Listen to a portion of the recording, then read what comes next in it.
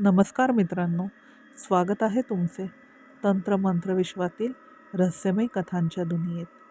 आज आपण जी कथा ऐकणार आहोत त्या कथेचे नाव आहे अंतयात्रा. मी त्यावेळी 9वीत होते. आमचा क्लास सुटला होता. आम्ही तिघी मैत्रिणी कोपऱ्यावर गप्पा मारत उभ्या होतो. ते वयच वेडं असतं. गप्पा संपत नव्हत्या. अचानक मला एका भयानक आवाजात ऐकू आले, राम जय जय राम, जय जय राम श्रीराम. आमच्या जवळून एक अंत्ययात्रा संथपणे चालली होती. आम्ही तिघीजणी खूप घाबरलो. पांढऱ्या कापडात गुंडाळून त्यावर तेरडा गुलाल उधळलेले ते प्रेत बघून फार भीती वाटली. चला घरी जाऊया, असे बोलून आम्ही निघालो. माझे घर गल्लीत बोळात होते. रस्ता सुनसान होता. थंडीचे दिवस होते. रात्रीची 9ची वेळ म्हणजे लोक जेवत होते. दरवाजे बंद होते.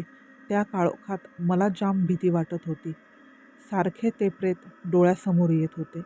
मी सायकलवरून चालले होते. पाठीमागून कुणीतरी धावत येत होते.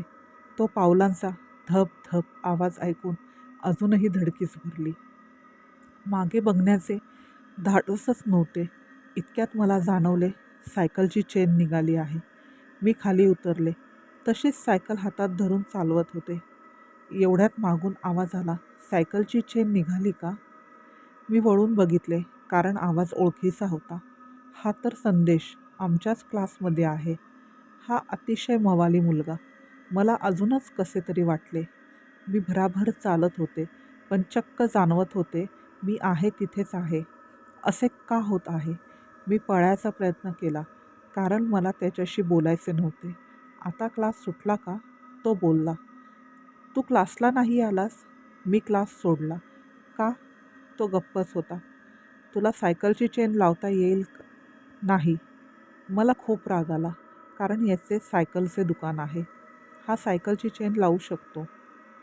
मी सावधपणे चालले होते. तो बरोबरच चालत होता. एवढ्यात माझा फोन वाजला. आईच बोलत होती. मी तिला गल्लीतच आहे बोलले. तशी ती बोलली, मी तुलाच घ्यायला आले आहे, समोर वळणावर. मला खूप हायसे वाटले. मी फोन बंद केला. संतोष माझ्याकडे बघत बोलला, आय लव्ह यू. तू पण मला एकदाचं बोल ना, आय लव्ह यू. मी बोलले, आई येतच आहे, सांगतेच आता. पण बाजूला बघितले तर तो नव्हता. आई येते बघून घाबरला असावा. मी समोरच आईला वळताना पाहिलं. आई धावतच आली. मला बोलली, अगं सायकलवर बसून यायचं ना, चालत का आलीस? सायकलची चेन निघाली गं. कुठे? आईने सायकलकडे बघत मला विचारले. मी पण बघितले. सायकलची चेन ठीक होती. मला खूप आश्चर्य वाटले. मी आईला म्हणाले, अगं आम्ही एक अंत्ययात्रा बघितली, जाम घाबरलो. घर आलेच आईने सांगितले, आधी हातपाय धुवून घे. आईने मला जे सांगितले ते ऐकून मला शॉकच बसला. माझ्याच मैत्रिणीचा फोन आईला आला, कारण माझा फोन लागत नव्हता. संदेशच्या बाईकचा ॲक्सिडेंट झाला. तो जागीच वारला.